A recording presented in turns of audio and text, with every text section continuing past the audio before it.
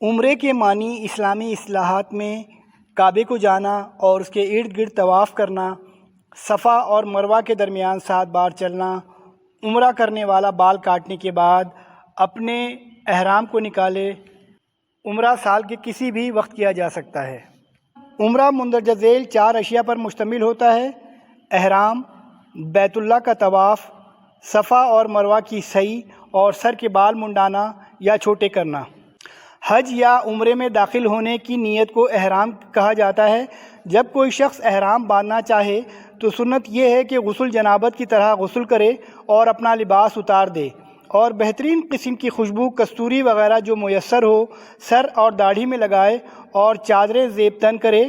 اور یہ خوشبو احرام کے بعد بھی اس کے جسم سے آتی ہو تو کوئی نقصان نہیں، اس لیے کہ بخاری اور مسلم شریف میں مندرجہ ذیل حدیث ہے۔ عائشہ رضی اللہ تعالی عنہ بیان کرتی ہیں کہ رسول کریم صلی اللہ علیہ وسلم جب احرام باندھنے کا ارادہ فرماتے تو جو خوشبو ملتی اسے لگا لیتے اور پھر اس کے بعد میں کستوری کی چمک نبی صلی اللہ علیہ وسلم کے سر اور داڑھی میں دیکھتی۔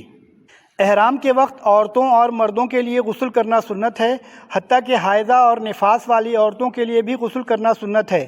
اس لیے کہ رسول کریم صلی اللہ علیہ وسلم نے اسماء بنت امیس کو نفاس کی حالت میں ہی احرام کے وقت غسل کرنے اور لنگوٹ باندھ کر احرام باندھنے کا حکم دیا تھا۔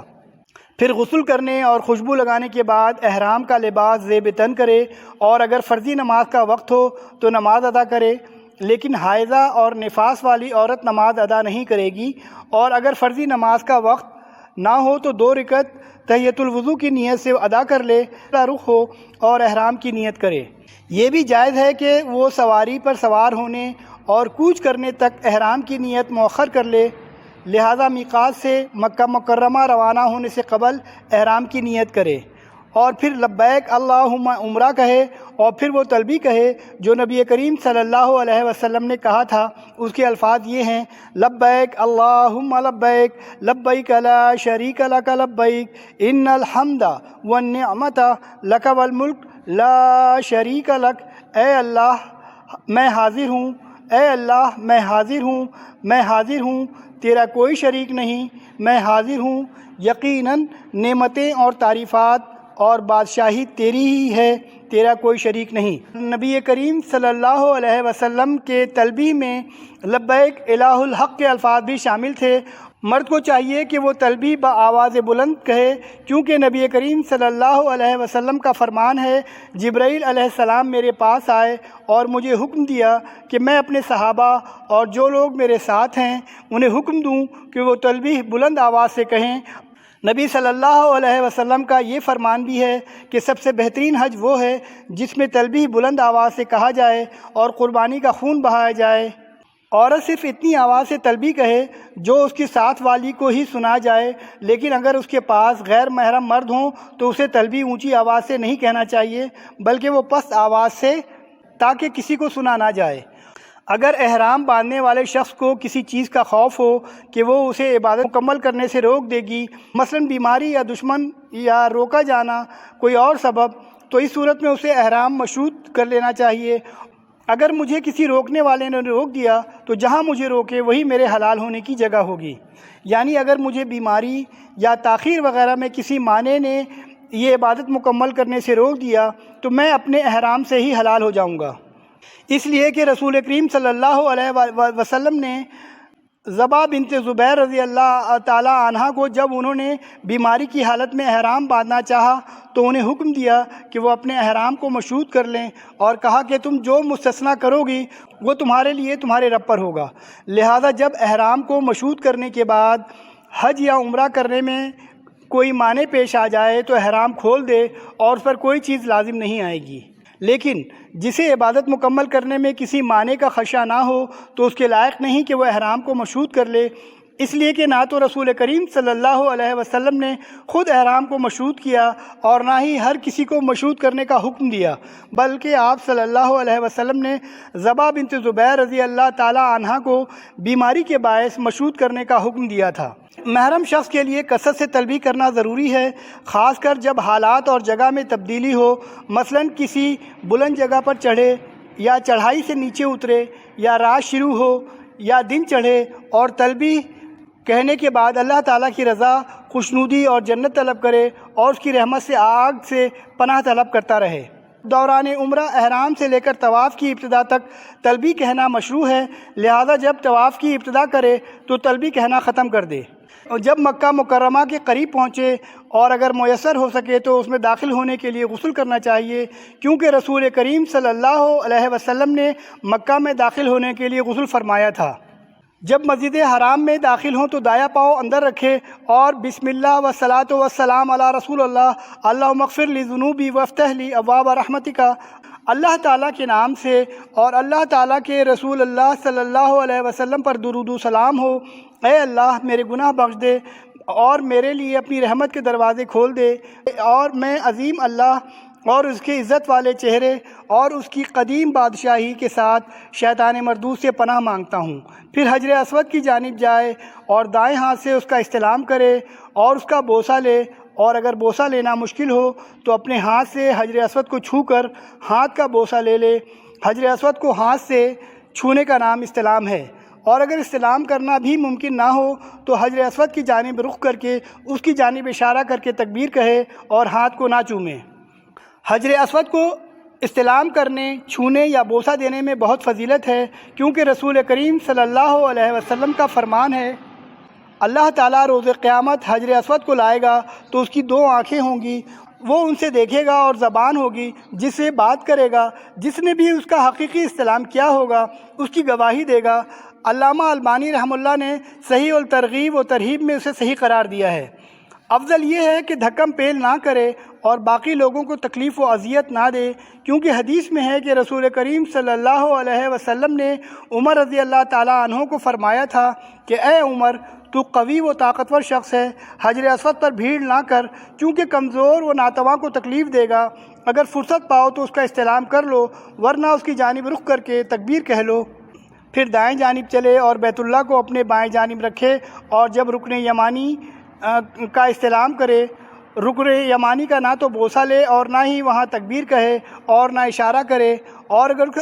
اگر اس کا استلام بھی نہ کر سکے یعنی اسے ہاتھ نہ لگا سکے تو وہاں سے آگے چل دے اور اس پر رش نہ کرے۔ رکن یمانی اور حجر اسود کے درمیان مندرجہ ذیل دعا پڑھے، ربنا آتنا فی الدنیا حسنۃ وفی الآخرۃ حسنۃ وقنا عذاب النار، اے ہمارے رب ہمیں دنیا میں نیکی عطا فرما اور آخرت میں بھی بھلائی عطا فرما اور ہمیں آگ کے عذاب سے نجات دے۔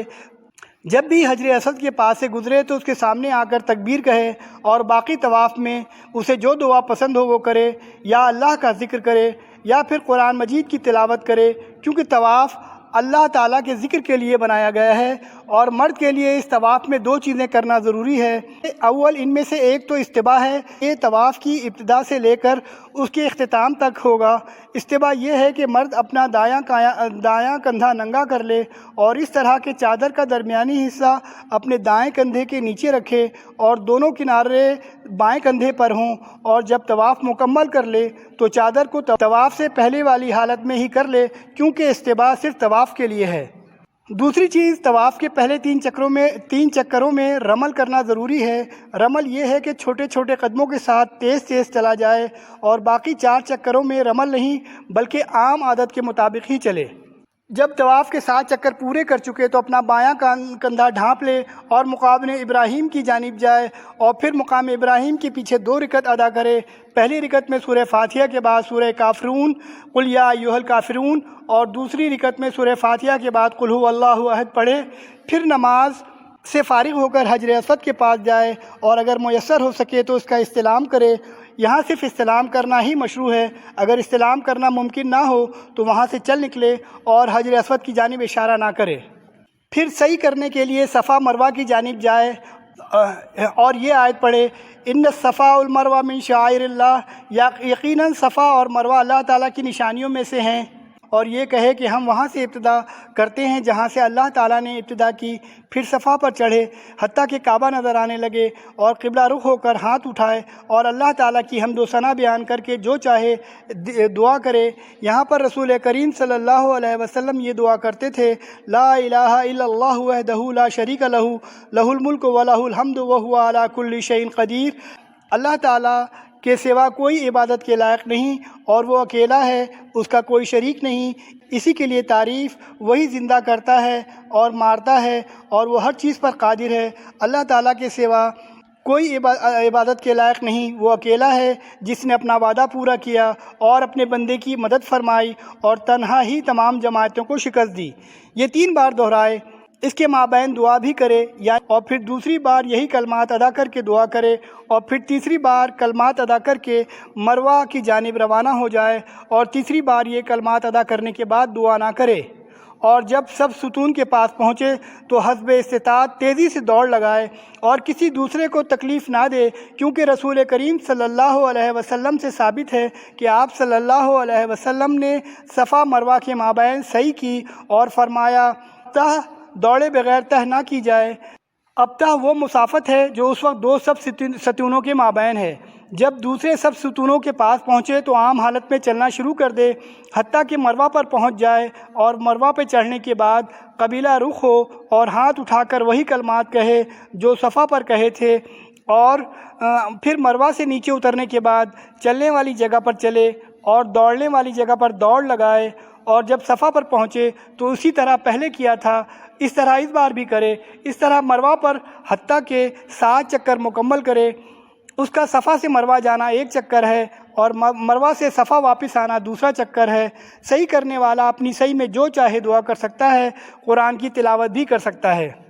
فرمان باری تعالیٰ ہے، ان صفا والمروہ من شعائر اللہ، یقیناً صفا اور مروہ اللہ تعالیٰ کی نشانیوں میں سے ہیں۔ یہ آیت صحیح کرنے والا صرف اس وقت پڑھے گا جب وہ صحیح کے لیے صفا کے قریب پہنچے، اور صرف صحیح کی ابتدا میں پڑھی جائے گی۔ جب صحیح کے 7 چکر مکمل کر چکے تو مرد اپنے سر کو منڈائے یا پھر بال چھوٹے کروائے۔